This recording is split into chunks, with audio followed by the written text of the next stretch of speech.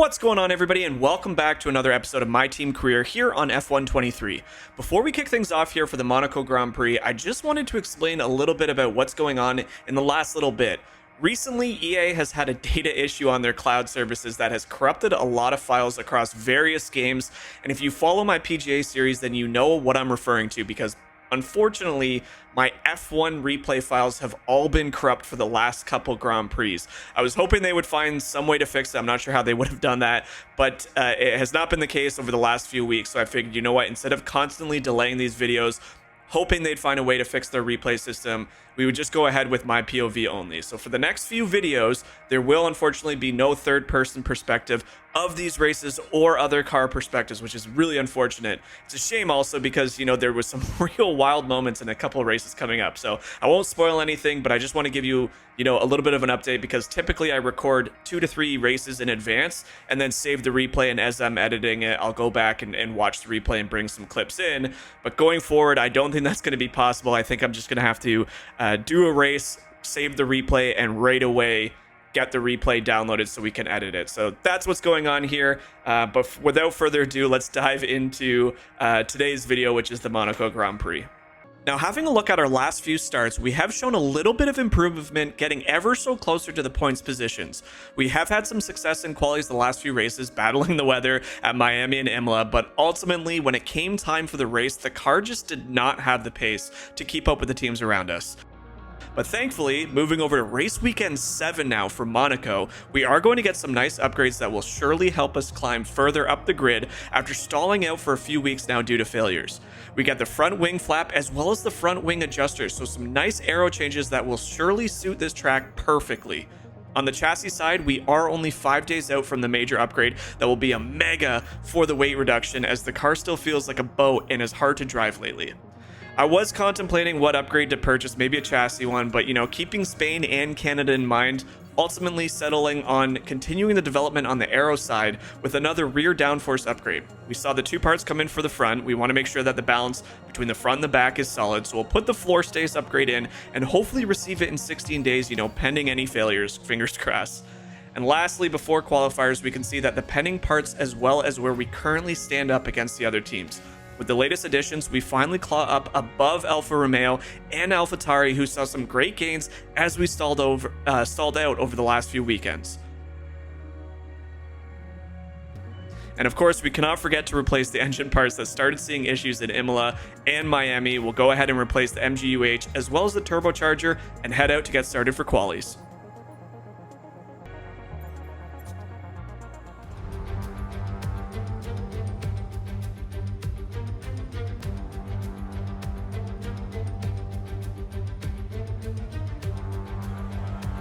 And would you look at that, we finally have some sunshine for qualifiers here at the beautiful Monaco circuit. This is one of my favorite circuits. I absolutely love coming here in the game and watching this one on TV. So starting our first lap here into Q1, we take it nice and easy through the first corner and just trying to warm up the tires as we get closer to Casino Square, just trying to find some grip. I feel like the setup that I ran into this weekend was very, very nice. The car was responding beautifully.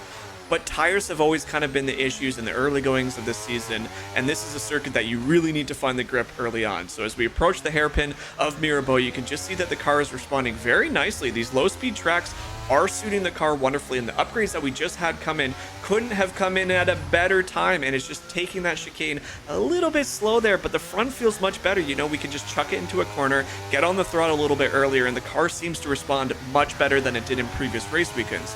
But it is a great, pretty solid opening lap here through Poole into Rascasse. It's a little bit wide there, but all in all, it's a pretty solid first lap here of Q1. Now into our second lap, we won't watch the full lap replay here because you can see my confidence with the car is just getting better and better.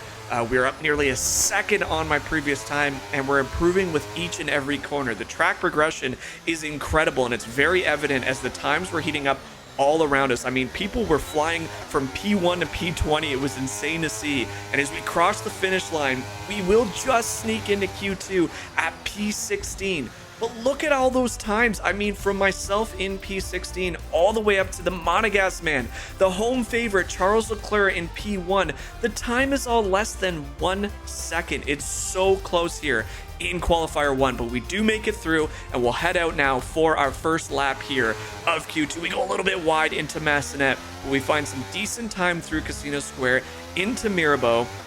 And you can see the back end of one of the Aston Martins. We actually I did my best through our flying lap just to try and give him a little bit more time, because we actually came out of the pits into some traffic, and I thought I did a good job, but I guess it's a good thing that our car is showing some great pace as we close up to it. We don't want to run into traffic, but it's just a beautiful display of handling into that beautiful chicane at turn 10 and 11, and I got to admit the car is feeling really nice here around this circuit that I've typically struggled at in the past. You know, I've barely made it out of Q1 in some previous games. So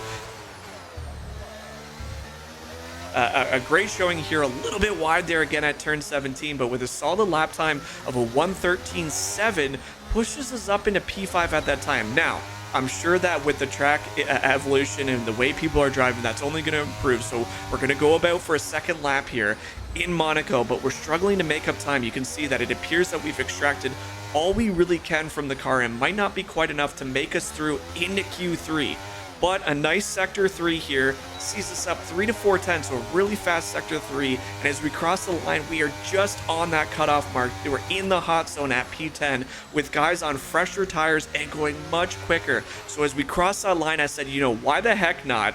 One final lap. Let's see if we can improve at all. Just send it and hope we squeeze any more time out just to keep that 10th position and make it. But as you can clearly see with sector 1 and 2, they're both red, and we're just not gaining any time. So as we start sector 3, I felt like Max Verstappen just sending it through to back in the pool, clipping all these walls. We're gaining so much time as we send it before Raskas gaining a few tenths.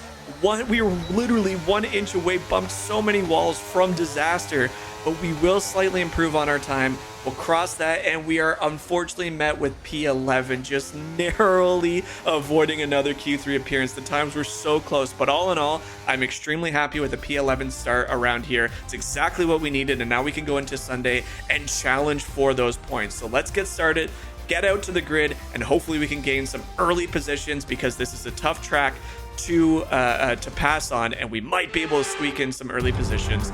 Let's head out for the grid introductions. A proper road race, and in the true meaning of the word.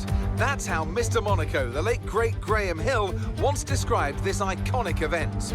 The cars we drive have come a long way in the intervening half-century, but still we race on those same public roads beside the Mediterranean. There's no victory more coveted than that of the Monaco Grand Prix. The prestigious Circuit de Monaco, then, is not all that dissimilar today to the layout that made its debut almost a century ago. It's 2 miles and 19 corners through the streets of Monte Carlo. And although the average lap speed of around 93 miles per hour is the lowest of the season, the tiny margins for error make it the natural habitat of the safety car.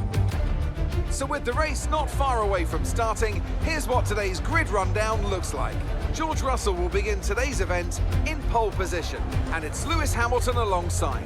Looking down the rest of the grid, we have Leclerc, Sainz, Perez, Fernando Alonso, Norris, Gasly, Stroll, the owner driver, Oscar Piastri, Ocon, Hülkenberg, Joe, Verstappen, Magnussen, Tsunoda, Nissany, Bottas, Albon, Sargent, Albon. And with lights out just moments away, it's time to go down to the track. It's just about time to go down to the track for the beginning of the race, but before we do, Anthony Davidson, what types of strategy do you think we can expect for today's event? Well, there's a lot that both the driver and the team have to keep in mind when going into a race. The tyres, fuel, energy recovery systems, the list goes on and on. But I think the key to today's victory will come down to the pit stop strategy. Come in too soon and you might find yourself needing more than one stop. Too late and you're putting yourself at a disadvantage by spending longer on worn tyres. All right, ladies and gentlemen, welcome to the grid for the Monaco Grand Prix. As you saw there, Verstappen actually taking a penalty, so that boosts us up to position 10, and we have 5 red lights out here, and we are off as Gasly nearly parks his car as the tires spin and nearly stalls out there on the grid. We get a beautiful overtake there of Lance Stroll, and then we squeeze Lando into the inside, and we easily overtake him round the outside of turn 1 for position 7, and that is exactly what we were talking about into qualifiers. If we can get ourselves off to a good start, take a couple positions right off the start, then this is a tough track to overtake in. It's not easy to make ground up, so getting ourselves into a good points position on the soft compounds, we went for a more aggressive strategy there early. We'll end on the hards, and hopefully we can just hold this position because there is not a lot of chance for overtaking. So now, as we just look to tack along with Alonso and Perez, I believe both the Mercedes started 1-2 on the grid. They're both still holding those positions firmly, followed by the Ferraris, then the Red Bull of Checo Perez, Alonso in the Aston Martin, ourselves in P7, Lando Norris into P8, Lance Stroll, and then it was unfortunately just Gasly parking his car, lost a few positions, and now I believe it's Piastri rounding out the top 10. So it's unfortunate that we really don't have video replay to look at where other cars are positioned on this lap 1 here of the Monaco Grand Prix, but it is a great lap 1, and we are hanging it there with Alonso as we nearly clip that curb and run into the wall. But lap 1 underway, we did a great job. We'll have a quick look here as best as we can from our point of view to see exactly what happened. You'll see Lance Stroll on the right and a Norris above him, and Gasly and then he looked and slipped to the inside, but he just had a little bit of a tire spin, nearly stalled out, and it's just because of where Alonso positioned himself on that. Unfortunately for Lando Norris, who had the inside line, kind of got squeezed off to the inside. We easily took that position, and then we find ourselves in a P7 now. But you briefly saw a yellow flag there right off the start. That was Nick De Vries. He took some trouble there early in the race, and he's battling himself now with some car trouble. So we'll have to keep an eye on that, see if he pulls out of the race. But unfortunately for him, no luck in the real world of F1, and no luck here as he struggled here in the last couple races of our virtual F1 career. But now, setting green sector after green sector, easing into this race, lap 3, have some beautiful sectors going here as we just go a little bit wide there at turn 19. But all in all, some good laps here coming out of us. It's going to be a little bit of a mundane race again. I don't have the video replay to show you guys other cars out on the circuit, show you guys replays.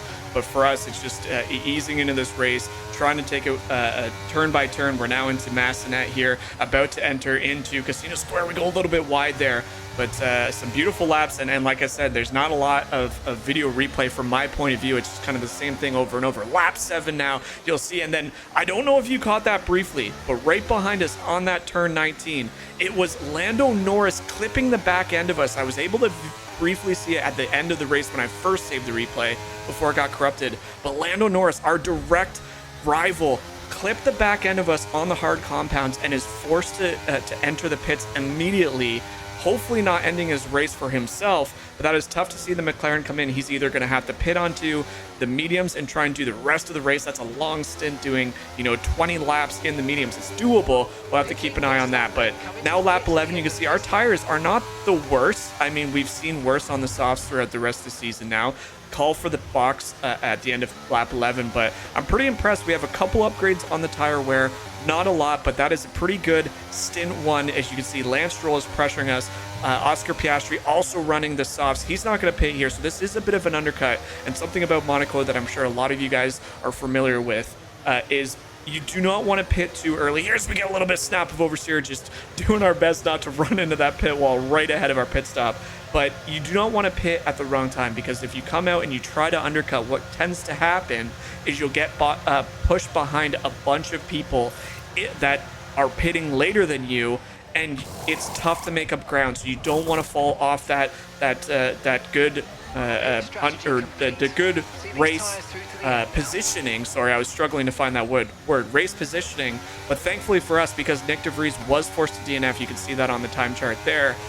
We do have some clean air now to work with, so we are quite a ways away behind the group that's ahead. I mean, the top 6 guys, you can see Alonso, they're already finishing this lap 12, so those top guys we're not catching even when they do pit. They're going to be miles ahead of us. But the group ahead of us, we have some clean air now as we go through Mirabeau into the hotel hairpin. We'll jump ahead now to lap 14. A handful of people have pitted, so we are up into P11, but we're hoping by the end of all these pits, we have 2 Haas cars. We have, you know, Lance Stroll also up there. We're hoping by the end of these next couple laps, we'll get ourselves at least back to that, you know, P7, maybe P8. We'll just see. Lando Norris is ahead of us right now. So exactly what I was talking about. He is on those medium compounds doing a wonderful second stint for him. We'll see if he, you know, dashes into the pit at some point, but kudos to him to get back onto the circuit, onto those mediums. And we just set a purple sector 2, so trying to fly through sector 2 to make some ground up while these guys are pitting, and we did a phenomenal job now up into P10. So Hulkenberg and Lance Stroll are going to call for the pits here at the end of this. They dive into the pits, and we had that because of that wonderful lap 14, making some ground up on the hard tires after a couple laps of warming them up. We are able to pass both these guys, and we will find ourselves in position 8th, nestled up there right behind Lando Norris. Oscar Piastri also on the medium compounds, so that medium tire is doing wonders for Team McLaren, and they're going to need it here because with Lando Norris, we have no idea if he's going to be able to make it to the end of the race on that, but Oscar Piastri, the Australian, is doing a phenomenal job of just putting the pressure on us now. Our tires are doing okay as we just bumped the wall there. It's not a clean race by me by any stretch of the imagination. I tend to struggle around Monaco. I love the circuit. I think it's a lot of fun, but I kind of get a little too aggressive, either oversteer or understeer on a lot of these corners, throttle a little bit too quickly, and risk putting myself at a DNF position. But thankfully, no such thing so far. A little bit of oversteer there as the back end kind of swung out. But again, maintaining position 8 isn't going to be that difficult, granted the type of race it is. And as we jump up to lap 22, we're still on that position. We have Piastri and Ocon in. Oh, you see an end plate go flying as that is Oscar Piastri tried to make a move on the inside. We were hugged against the outside, so we were not moving in the braking zone. But he tries to dive to the inside, similar to Lando Norris, and he just clips the back end of us and takes his entire front end, breaks the suspension. I saw the replay briefly. It was identical move to what Lando Norris, so some brain farts for the two McLaren drivers, and a virtual safety car is deployed as they are forced to clean up Oscar Piastri's McLaren off the circuit there on turn 18. It's just unbelievable to see both of those guys as we nearly cut that corner. I'm surprised we didn't get a warning from the FIA, but unbelievable that both of those guys seemingly doing the same accident, the same mistake in the same corner.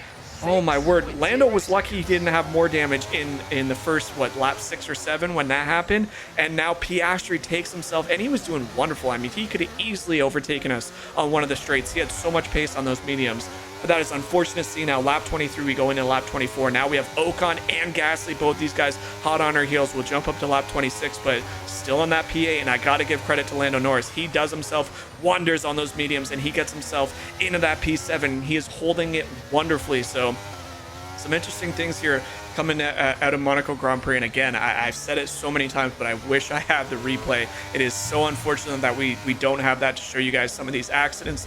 Excuse me, show you guys some of these interesting moves that there really hasn't been that much change on the leaderboard, so we're not missing much in terms of that department. But man, it's tough to show and explain exactly what happens when things like that. But now we going into the final lap 27 here of the Monaco GP, and we're doing a great job. We did take up a little bit of front wing damage as we almost ran into the wall there on turn 19, and now it's Pierre Gasly who goes round the outside, and he just tried squeezing us off, but I got the elbows out. I must admit, I didn't necessarily do anything wrong there.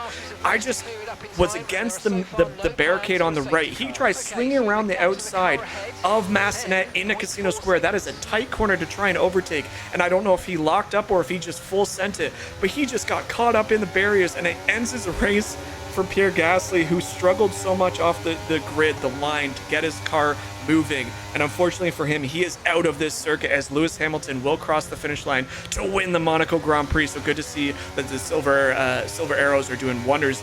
I guess they're a black car this year, but still go by the silver arrows. And as we'll fast forward here, we nearly go wide. We have Guan Yu Zhou right on our heels. We nearly get a snap of oversteer and lose the position out to the Alfa Romeo driver. Verstappen is right there as well, but we will hold on for that PA, and we are back in points. Zhou nearly caught us right at the line. That was a defense display to the max. I can't believe on the last lap here, Gasly would try something like that in the corner of Casino. But we'll see. Valtteri Bottas win driver of the day. We'll finish PA and pick up some very needed points. They've done it then. They've won here in Monaco with an emphatic performance and a victory they can be proud of for many years to come.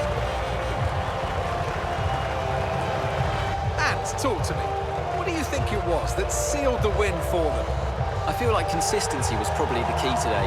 There's being quick, and then there's being quick lap after lap after lap.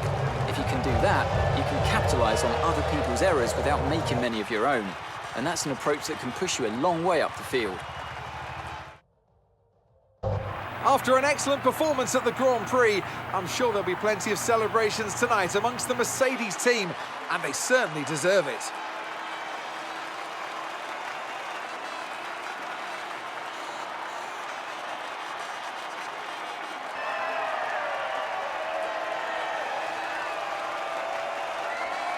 Well, there you have it, ladies and gentlemen. Lewis Hamilton wins the Monaco Grand Prix, followed by Charles Leclerc and George Russell. I didn't quite catch the podium. We'll see that in just a moment. But good to see that the home favorite, the Monegasque man, Charles Leclerc, does pick up P2. So 2 Mercs and a Ferrari on the podium. Nothing for Red Bull, so that's big for the Constructors Championship for sure. But a little bit of a weird one. The next couple of videos are going to be a little weird to try and, put into some sort of content to show you guys without the replays. But that'll be it for us here in Monaco. P8, we pick up 4 points. It's a great race nonetheless. And that is going to be it as we look to continue this stretch of making points, or at least fighting for points in the next couple of races. We head to Spain for the next one, and then our home race of Canada after that. Thank you guys so much for watching again. Sorry for the weird video format of our POV only, but that's it, guys. Thank you so much. Make sure you like and subscribe to the video. We'll catch you back here in the next one. Enjoy the rest of your night, guys.